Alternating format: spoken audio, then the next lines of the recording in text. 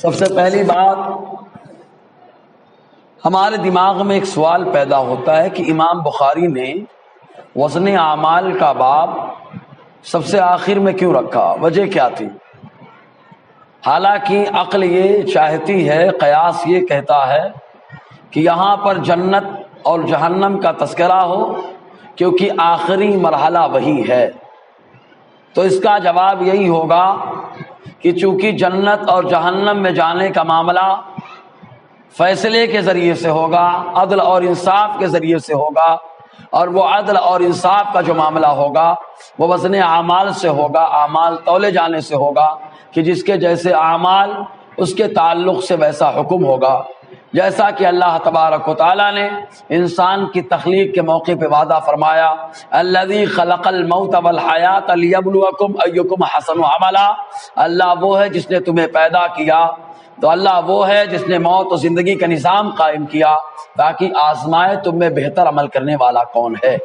تو ہر آدمی اپنے اعتبار سے اچھا کرتا ہے۔ کافر سے پوچھو وہ بھی کہتا ہے میں اچھا کر رہا ہوں، مسلمان سے پوچھو وہ بھی بولتا ہے میں اچھا کر رہا ہوں، پھر مسلمانوں میں نمازی سے پوچھو وہ بھی بولتا ہے میں اچھا کر رہا ہوں، بے نمازی سے پوچھو تو اگرچہ وہ دل میں زبان سے ظاہر کرتا ہے کہ میں گڑبڑ ہوں، لیکن پھر بھی وہ سمجھتا ہے کہ میں اچھا ہی ہوں جو بھی کر رہا ہوں۔ تو ہر آدمی اچھا اپنے آپ کو تصور کرتا ہے۔ تو یہ اچھائی کی پرکھ کہاں سے ہوگی؟ تو ظاہر سی بات ہے اس کے لیے ایک کسوٹی، ایک نظام کی ضرورت ہے۔ اسی نظام کو اللہ تعالیٰ قائم کرنے کے لیے میزان عمل قائم فرمائے گا تاکہ فیصلہ کیا جا سکے کہ کون غلط ہے کون صحیح ہے۔ تو فیصلے جنت اور جہنم کا معاملہ جو ہوگا اسی پر ڈیپینڈ ہے کہ انسان کے اعمال کیسے ہیں۔ پھر امام بخاری رحمۃ اللہ علیہ نے، جیسا کہ ان کی عادت جاریہ ہے کہ ہمیشہ تیمناً تبرکاً ہر ترجمۃ الباب پر، ہر ہیڈنگ چڑھانے کے موقع پر قرآن کی آیت رکھتے ہیں، تو انہوں نے قرآن کی آیت کو تبرکاً یہاں پر رکھا ہے۔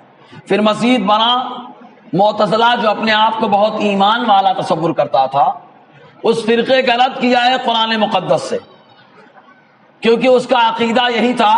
پہلے ایک بات سمجھ لیں کہ منطق کی زبان میں دو چیزیں ہر موجود دو طرح کی ہوتی ہے، یا تو وہ جوہر ہے یا تو وہ عرض ہے۔ جوہر اسے کہتے ہیں جو قائم بالذات ہو، جس کا وجود بذات خود ہو، کسی کے محتاج نہ ہو، اور عرض اسے کہا جاتا ہے جو اپنے وجود میں غیر کا محتاج ہو۔ جیسے چاند یہ جوہر ہے اور چاندنی یہ عرض ہے، سورج یہ جوہر ہے، روشنی یہ عرض ہے، ایسے انسان یہ جوہر ہے اور انسانیت یہ عرض ہے۔ تو جوہر وہ ہے جو قائم بالذات ہوتا ہے، اور عرض وہ ہے جو اپنے وجود میں غیر کا محتاج ہوتا ہے۔ اب اس تمہیدی گفتگو کے بعد معتزلہ اور اہل سنت والجماعت کا وزن اعمال کے تعلق سے زبردست معرکۃ الآراء بحث ہے کہ اہل سنت والجماعت کہتے ہیں کہ وزن اعمال یہ حق ہے، لیکن معتزلہ کہتے ہیں وزن اعمال کوئی چیز نہیں ہے۔ اور معتزلہ نے قرآن و حدیث سے دلیل نہیں پیش کی، بلکہ عقل اور منطق کی زبان انہوں نے استعمال کی، اور وہ عقلی دلیل، وہ منطقی دلیل جو قرآن و حدیث سے ٹکرا جائے، ایسی دلیل کو پیش کرنا یہ ابلیسی کام ہوتا ہے کہ اللہ تبارک و تعالیٰ نے ابلیس کو پیدا کیا، آدم علیہ السلام کو پیدا کیا، آدم علیہ السلام کو سجدے کا حکم دیا، تو حکم ربی کے مقابل عقل چلانے والا، عقلی دلیل لانے والا سب سے پہلے ابلیس رہا، کہ اس نے کہا مولا تو نے مجھے آگ سے پیدا کیا، انہیں مٹی سے۔ آگ کا میل طبعی یہ ہے کہ وہ اوپر جاتی ہے، اور مٹی کا میل طبعی یہ کہ وہ نیچے آتی ہے۔ تو ہونا یہ چاہیے تھا کہ آدم کو سجدہ نہ ہو بلکہ مجھے سجدہ ہو، کیونکہ میرا کام بلند رہنا ہے اور مٹی کا کام جھکنا ہے، لہذا سجدہ یہ کریں۔ عقلی دلیل اس کی بڑی مضبوط تھی، لیکن اللہ کے فرمان کے مقابل نہیں، قرآن کے فرمان کے مقابل نہیں، اس لیے وہ مردود قرار دی گئی۔ تو انہوں نے، معتزلیوں نے عقلی دلیل پیش کی، کیا کہا کہ عمل جو ہے یہ عرض ہے، عمل کے لیے عامل کا ہونا شرط ہے، عامل کے بغیر عمل کا وجود نہیں ہو سکتا، کیونکہ عامل جوہر ہے۔ تو کوئی انسان ہونا چاہیے تو عمل ہوگا۔ اس نے کہا نمازی تو دیکھا جاتا ہے لیکن نماز چلتی پھرتی نظر نہیں آتی ہے، تو نماز کو کیسے تولا جائے گا؟ روزے دار تو دیکھا جاتا ہے لیکن روزہ چلتا پھرتا نظر نہیں آتا، تو روزے کو کیسے تولا جائے گا؟ اس طریقے سے انہوں نے عقلی دلیل پیش کی. لیکن الحمدللہ ثم الحمدللہ اہل سنت ہر دور میں حق پر رہے اور ہر دور میں اہل سنت کی دلیلیں مضبوط رہیں. پہلے تو اہل سنت کی دلیل امام بخاری نے قرآن کی آیت پیش کی ہے کہ عقل کام کرے نہ کرے 2 نمبر کی بات. میرے رب نے فرما دیا کہ میزان عمل ہم قائم کریں گے تو اللہ کا فرمان ہے وہ کیسے قائم کرے گا؟ وہ قادر مطلق ہے، وہی جاننے والا. کہیں پر اللہ تعالیٰ نے یوں فرمایا فَمَن يَعْمَلْ مِثْقَالَ ذَرَّةٍ خَيْرًا يَرَهُ وَمَن يَعْمَلْ مِثْقَالَ ذَرَّةٍ شَرًّا يَرَهُ. کہیں پر رب فرماتا ہے وَأَمَّا مَنْ خَفَّتْ مَوَازِينُهُ فَأُمُّهُ هَاوِيَةٌ. اللہ تبارک و تعالیٰ نے الگ الگ انداز سے بیان فرمایا. کبھی فرمایا فَسَوْفَ يُحَاسَبُ حِسَابًا يَسِيرًا. اللہ تعالیٰ نے حساب کے تعلق سے، وزن اعمال کے تعلق سے بتایا.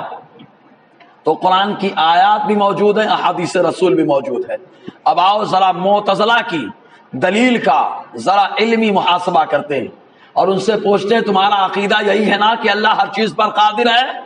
تو جب تم کہتے ہو اللہ ہر چیز پر قادر ہے، ہم بھی کہتے ہیں قادر ہے، تو اللہ اس بات پر قادر ہے کہ عرض کا وجود نہیں ہوتا، عرض دوسرے کا محتاج ہوتا ہے اپنے وجود پر، لیکن رب قادر ہے کہ اللہ تبارک و تعالیٰ اس کا وجود بغیر دوسرے کے اللہ تعالیٰ اس کو قائم بالذات بنا سکتا ہے. وہ قادر مطلق ہے. جیسے وہ بغیر سورج کی روشنی عطا فرما سکتا ہے، بغیر بادل کے بارش عطا فرما سکتا ہے، قادر مطلق ہے. مزید اس کی تائید آج کے دور میں ڈاکٹر کے ایک آلے سے ہو جاتی ہے. بخار دیکھیں آپ، بخار یہ جوہر نہیں ہے، بخار عرض ہی ہے، عرض. کیونکہ بخار زدہ آدمی تو نظر آتا ہے، بخار زدہ جسم تو نظر آتا ہے، آیا وہ انسانوں کا جسم ہو یا حیوانات کا جسم ہو، لیکن بخار چلتا پھرتا نظر نہیں آتا. لیکن اس کو ناپنے کا ایک آلہ آ گیا، منہ میں لگاؤ پتہ لگ جاتا ہے کتنی ڈگری کا بخار ہے. تو ایک عرض کو ناپنے کا آلہ آ چکا ہے.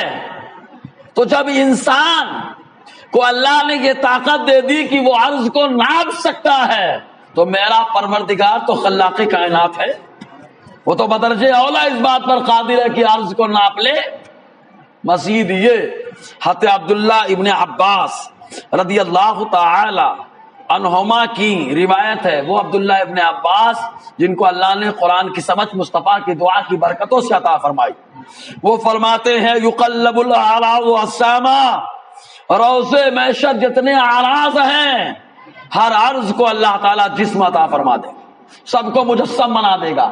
یہ ہمارے عقیدے کی طور پہ تائید ہو جاتی ہے کہ میرے نبی ولادت سے پہلے نور رہے. نور روشنی کو کہا جاتا ہے، لیکن جب پیدا ہوئے تو اسی نور کو مجسم بنایا اللہ تعالیٰ نے. تو ایسے ہی روزہ دنیا میں نہیں دکھتا، نماز دنیا میں نہیں دکھتی، نمازی روزے دار دکھتا ہے. روزے میں شر اللہ قادر ہے کہ روزے کو جسم عطا فرما دے، روزے کو مجسم فرما دے، نماز کو مجسم فرما دے. جیسا کہ 28ویں پارے کی آخری صفحے پہ ہے کہ جب ایک بندہ قبر سے نکلے گا، جو گنہگار ہوگا، خطا کار ہوگا، نکلے گا تو اس کی قبر سے ایک میلا کچیلا انسان اس کے ساتھ نکلے گا. جب ساتھ میں نکلے گا تو وہ میلا کچیلا انسان کو دیکھ کر کے انسان گھبرا جائے گا اور کہے گا بھائی تو ہے کون، میرے پیچھے پڑ گیا، میں تو محشر کی طرف جا رہا ہوں، تو میرے پیچھے پیچھے آ رہا ہے. تو وہ میلا کچیلا شخص کہے گا آج تم مجھ سے بھاگ رہا ہے، جب تو دنیا میں تھا تو مجھے ہی ارتکاب کیا کرتا تھا. تو وہ انسان کہے گا میلے کچیلے انسان سے ارے بھائی کون تھا جسے میں دنیا میں ارتکاب کرتا تھا؟ کہا میں تیرے اعمال ہوں، جسے دنیا میں تو چھوڑنا پسند نہیں کرتا تھا، آج اپنے ساتھ نہیں رکھ رہا ہے. تو معلوم یہ ہوا کہ اللہ تعالیٰ قادر ہے اس بات پر کہ اعمال جو آراز ہیں اللہ تبارک و تعالیٰ انہیں اجسام بنا دے گا، مجسم بنا دے. پھر مزید یہ کہ کچھ لوگوں نے یہ بھی کہا کہ یہاں پہ میزان قائم ہوگا لیکن اعمال کے ساتھ ساتھ صحیفہ اعمال تولے جائیں گے. اور بہت سارے جواب متکلمین نے دیے، اور سب سے بہترین جواب تو ہم کو قرآن و حدیث کی دلیلیں لگتی ہیں، کیونکہ ہمارا ایمان قرآن پر ہے، ہمارا ایمان مصطفیٰ کے فرمان پر ہے. اگر عقلی دلیلیں ان کی تائید میں ہیں تو ہم تسلیم کر لیں گے، ورنہ ہم ان کو مردود قرار دیں گے. جی تو اللہ تعالیٰ فرماتا ہے، امام بخاری فرماتے ہیں باب قول اللہ، اللہ تعالیٰ کے فرمان کا باب. کیا ہے فرمان؟ وَنَضَعُ الْمَوَازِينَ الْقِسْطَ لِيَوْمِ الْقِيَامَةِ، اللہ فرماتا ہے ہم میزانوں کو رکھیں گے انصاف کے لیے قیامت کے دن۔ اب سوال یہ پیدا ہوتا ہے میزانوں کو رکھیں گے، میزان ترازوؤں کو جمع کا لفظ آیا ہے، سنگولر کا نہیں پلورل کا لفظ آیا ہے، واحد نہیں آیا، جمع آیا، کیوں؟ تو یہ آدمی کے اعتبار سے ہے، لوگوں کے اعتبار سے ہے، لوگوں کی تعداد جیسی ہے گویا کہ ایک بار تولا گیا گویا کہ میزان بدل دیا گیا، حالانکہ ایک ہے وہ، لیکن وہ بدل دیا گیا۔ اور یاد رکھے میزان عدل جو اللہ تعالیٰ قائم فرمائے گا دوسروں کے، ایسے لوگوں کے لیے قائم فرمائے گا جن کے حساب و کتاب کا معاملہ ہوگا، لیکن میرے نبی کی امت میں ایسے افراد بھی ہیں کہ اللہ تعالیٰ ان کا داخلہ جنت میں بے حساب و کتاب فرمائے گا۔ بخاری شریف کی حدیث پاک یہی ہے کہ آقا دو جہاں صلی اللہ علیہ وسلم نے الگ الگ افق پر جو امتوں کو نبیوں کے ساتھ دیکھا تو زیادہ تعداد والے لوگوں کو دیکھا تو کہا یہ میری امت ہے، اللہ نے فرمایا نہیں محبوب یہ نہیں ہے، اس سے زیادہ تعداد والی ہے۔ پھر اللہ تعالیٰ نے فرمایا آپ کی امت میں 70,000 ایسے ہوں گے جن کا داخلہ بغیر حساب و کتاب کے جنت میں ہوگا۔ تو حضور صلی اللہ علیہ وسلم خوش ہوگا، اور 70 کا لفظ بیان زیادتی کے لیے آتا ہے، اس سے زیادہ کا بھی ہو سکتا ہے، یہ تو مصطفیٰ کا کرم ہے۔ تو اس کے بعد پوچھا گیا وہ 70,000 کون ہیں؟ تو آقا علیہ السلام نے ان میں 3 لفظ استعمال کیے۔ حضور نے فرمایا ان میں وہ جو برا فعل نہیں لیتے، بدشگونی نہیں لیتے۔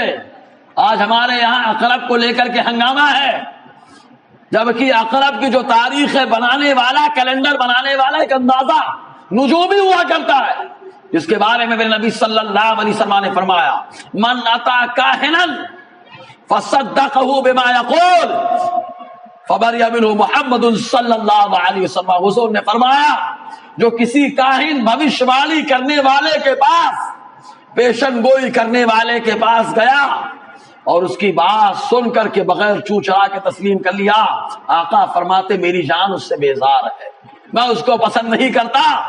تو حضور نے فرمایا پہلی صفت جو ہے بدشگونی نہ لے، برا فعل نہ لے۔ لڑکی کی رخصتی ہوتی ہے، گھر میں پریشانی آئی تو کہا کہ اس کے قدم پڑ گئے اس لیے ایسا ہو رہا ہے، تو آقا نے فرمایا جس کو بغیر حساب و کتاب داخل ہونا ہے جنت میں تو پہلی صفت یہی ہے کہ وہ بدشگونی نہ لے، برا فعل نہ لے۔ میرے نبی صلی اللہ علیہ وسلم ہمیشہ اچھا فعل لیا کرتے تھے۔ اس کے بعد آقا نے فرمایا اور جنتر منتر کرنے والا نہ ہو۔ منتر جو ہے نا کفریہ، جس کو ہمارے یہاں جادو ٹونا کہا جاتا ہے، ٹوناہین بننا، ایمان کو ایک دم گنوائے بیٹھے، یہ سب جو جادو ٹونے کرنے والے نہ ہوں۔ اس کے بعد حضور نے فرمایا وَعَلَىٰ رَبِّهِمْ يَتَوَكَّلُونَ، اور ہر چیز میں اپنے رب پر توکل کرنے والے ہوں۔ بیماری آئے تو رب کی ذات پہ توکل ہو جائے، مصیبت آئے تو اللہ کی ذات پہ توکل ہو جائے۔ جو ان تینوں صاحب کا حامل ہوگا، آقا نے فرمایا ان 70,000 کا داخلہ جنت میں بغیر حساب و کتاب کے ہوگا۔ حضرت عکاشہ کھڑے ہو گئے، کہا سرکار دعا فرمائے اللہ میرا داخلہ انہی میں فرمائے۔ لوگ کہتے ہیں مصطفیٰ کو نہیں معلوم، لیکن عکاشہ جانتے ہیں مصطفیٰ، تم جو نہیں جانتے مصطفیٰ وہ جانتے۔ آقا نے فرمایا عکاشہ تمہارا داخلہ انہی میں ہوگا۔ ایک دوسرے کھڑے ہوئے، انہوں نے کہا میرے لیے، آقا نے فرمایا سبقہ کا عکاشہ، عکاشہ تم سے آگے نکل گئے۔ تو میزان جو کہا گیا تو یہ موازین جمع کا لفظ خالی آدمی کے اعتبار سے یہ جمع کا لفظ استعمال کیا گیا، انصاف کے لیے قیامت کے دن۔ اچھا اللہ تعالیٰ اپنے علم سے بھی فیصلہ کر دیتا تو جو جنت میں جاتے خوش ہو جاتے، لیکن جہنمی کہتا میں نے کیا کیا تھا، کیونکہ ہر آدمی اپنے آپ کو بڑا متقی پرہیزگار تصور کرتا ہے نا۔ تو کرامن کاتبین بیٹھے رکھے جائیں گے صحیفے، لے دیکھو جو تم کر کے آئے ہو، سب تمہارے سامنے ہے۔ اور پھر اس کے بعد معتزلیوں کا رد کیا گیا وَأَنَّ أَعْمَالَ بَنِي آدَمَ وَقَوْلُهُمْ يُوزَنُ، چونکہ معتزلہ کہتے ہیں اعمال آدم تولے نہیں جائیں گے، قول تولے نہیں جائیں گے، کیوں؟ اس لیے کہ یہ عرض ہے۔ تو امام بخاری فرماتے ہیں اور یہ کہ بنی آدم کے اعمال اور ان کے اقوال یوزن تولے جائیں گے، وزن کیے جائیں گے۔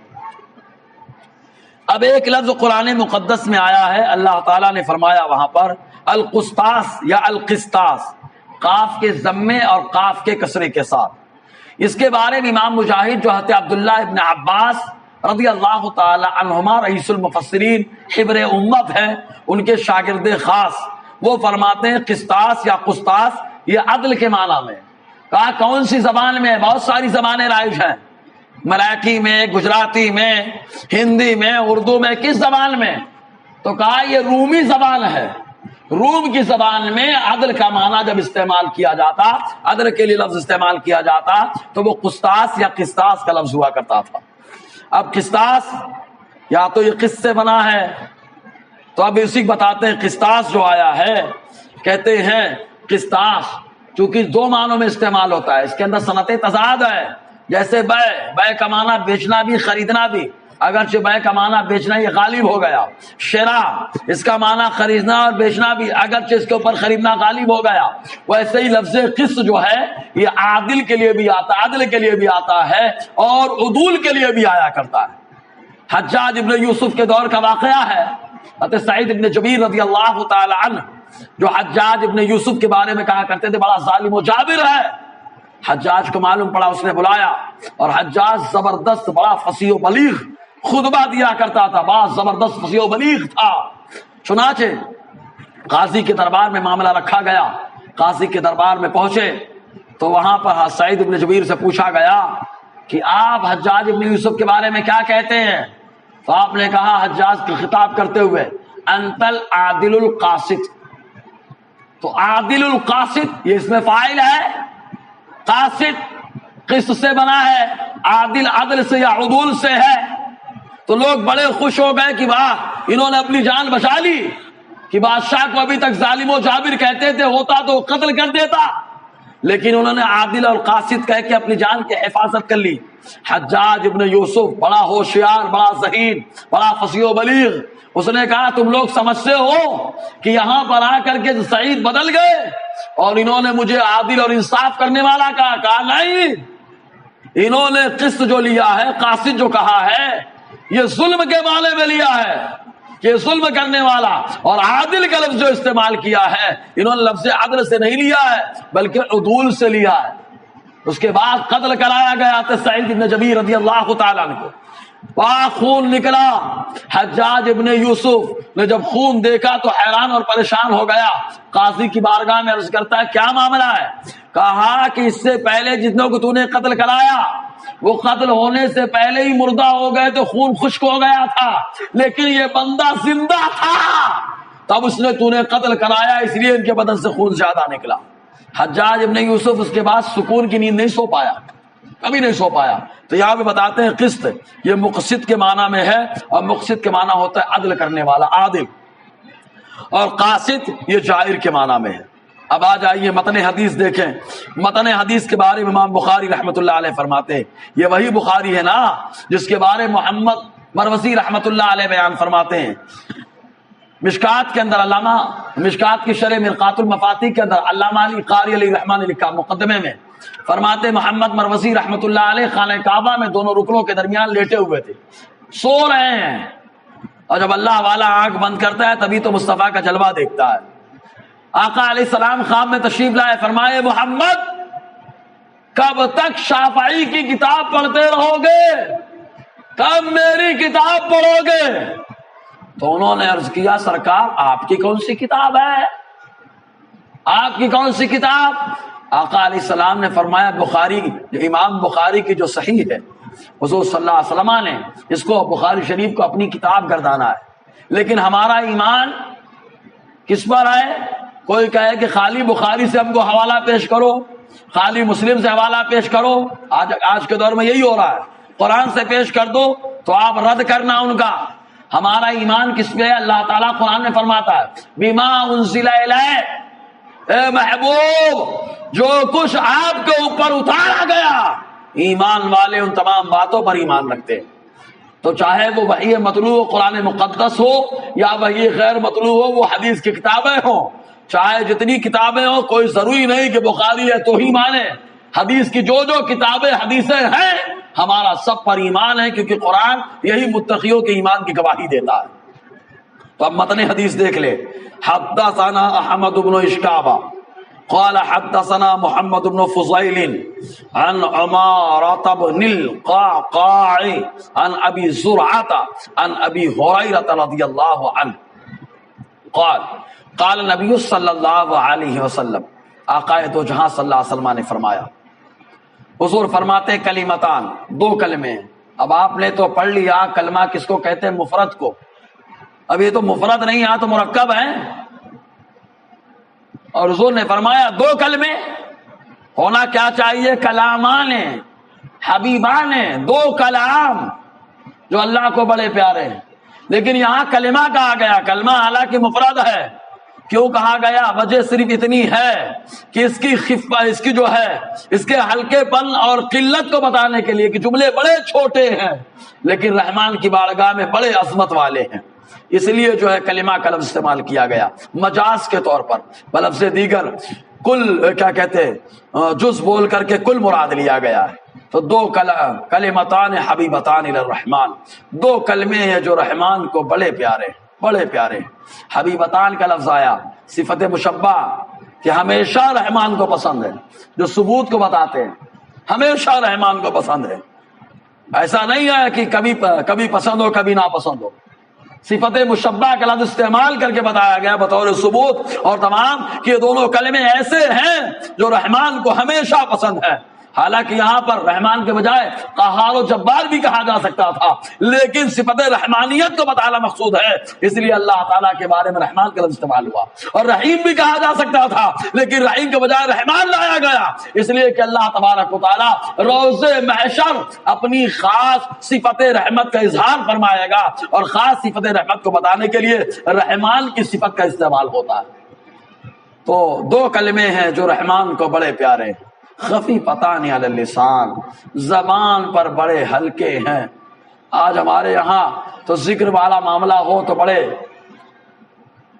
ثقیل، بڑے بوجھل محسوس ہوتے ہیں، لیکن اگر برائیاں ہو تو بڑی ہلکی محسوس ہو جاتی ہیں. ابھی آپ دیکھیں بچیاں پڑھانے کے لیے ایک درس سے بات ہٹا کے الگ سے ایک بات پیش کر رہے ہیں ہماری ماؤں بہنوں کے لیے کہ عام طور سے ہم لوگ سمجھتے ہیں بچپن سے جو بچیاں ہیں ان کو عالمہ بنایا جائے. ارے ہماری جو ماں بوڑھی ہو گئی ہیں 55 سال کی، ان کا کام کیا رہ گیا گھر میں؟ کوئی کھانا تو پکاتی نہیں ہے، کوئی گھر میں جھاڑو پوچھا تو کرتی نہیں ہے. وہ چاہیں تو وہ بھی تو عالمہ بن سکتی ہیں نا، وہ بھی تو عالمہ بننے کے لیے مدرسہ اہل سنت خدیجہ حجر میں آ سکتی ہیں نا. آئے وہ مدرسہ میں عالمہ بننے کے لیے، حافظہ بننے کے لیے. ارے عمر زیادہ ہو گئی ہے، اس لائن میں آئیں گی، پڑھنے کے لیے آئیں گی، عالمہ بنتی رہیں گی. ارے معلوم نہیں اگر اسی حال میں انتقال ہو گیا تو علم حاصل کرتے ہوئے جو انتقال کرتا ہے اللہ اسے شہادت کی موت عطا فرماتا ہے. تو بڑھاپے میں شہادت مل جائے گی، اور اگر شہادت نہیں ملی تو اللہ تعالیٰ نے تو عالمہ بنا ہی دیا ہے ماشاءاللہ. تو یہ ذہن بنانا چاہیے. جی تو دو کلمے ہیں جو رحمان کو بڑے پیارے ہیں، زبان پر بڑے ہلکے ہیں، ثقیلتان فی المیزان، میزان عمل پر بڑے بہت بھاری ہیں، بہت بھاری ہے. کون ہے؟ سبحان اللہ وبحمدہ سبحان اللہ العظیم. اب سبحان اور حمد دو، دیکھیے اللہ تعالیٰ ہر آدمی کی تعریف دو طریقے کی ہوتی ہے، ایک اثباتی ہوتی ہے، ایک نفیی ہوتی ہے. ایک پوزیٹیو میں ہوتی ہے، نیگیٹو میں ہوتی ہے. پوزیٹیو میں یہ کہ بتایا جائے کہ یہ صاحب بہت نمازی ہیں، یہ بہت روزے دار ہیں، یہ ماشاءاللہ بڑے متقی پرہیزگار ہیں، یہ پوزیٹیو تعریف ہو رہی. ایک نیگیٹو، ارے شراب کو ہاتھ نہیں لگاتے، جھوٹ تو بولتے ہی نہیں ہے، بیڑی دیکھنا پسند نہیں کرتے، تو خالی تقریب فہم کے لیے. تو اللہ تبارک والی تقریب فہم کے لیے اللہ تعالیٰ کی تعریف بھی دو طریقے کی ہوتی ہے. ایک اس بات میں ہوتی ہے کہ رب اللہ ہمارا رحمان ہے، اللہ ہمارا غفار ہے، اللہ ہمارا ستار ہے. اس کو بتانے کے لیے حمد کا لفظ استعمال ہوتا ہے. اور نگیٹو تعریف کے لیے کہ اللہ تعالیٰ جھوٹ نہیں بولتا، اللہ تعالیٰ مکاری نہیں کرتا، اللہ دھوکہ نہیں دیتا، اس کو بتانے کے لیے لفظ سبحان کا استعمال ہوتا ہے. سبحان یعنی پاک ہے اللہ. کہا کن چیزوں سے پاک ہے؟ کہا جو خامی ہے ساری خامیوں سے اللہ پاک اور منزہ ہے. اسی لیے یہ دونوں کلمات بڑے پیارے ہیں کیونکہ ان دونوں کلموں کے اندر اللہ تعالیٰ کی دونوں طریقے کی تعریف ہوتی ہے، اس بات کی بھی تعریف ہوتی ہے اور نفی کے اندر بھی جو تعریف کی جاتی ہے وہ تعریف بھی ہوتی ہے. بہرحال یہ رہی آخری بخاری کی حدیث جس کے اختتام پر دعائیں قبول ہوتی ہیں. وقت کی قلت دامن گیر تھی اس لیے اختصار کے ساتھ گفتگو کی. اللہ تعالیٰ ہم سب کو فیضان بخاری شریف